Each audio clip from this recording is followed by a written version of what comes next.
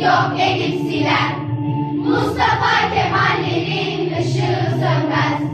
Sen bu milletin üstüne doğan aydınlık güneşsin, güneşler ölmez. Yarınlar bizim senden armağan ve senden emanet, hürriyet ölmez. Karanlık bulutları ezen bakışlar, gözlerin gökyüzü, gökyüzü ölmez.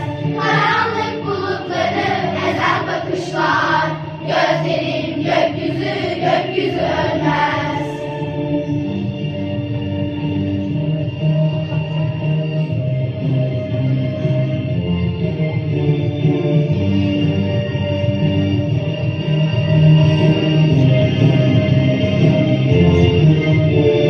Fikirler ölmez, umutlar ölmez. Mustafa Kemal'lerin ışığı sönmez.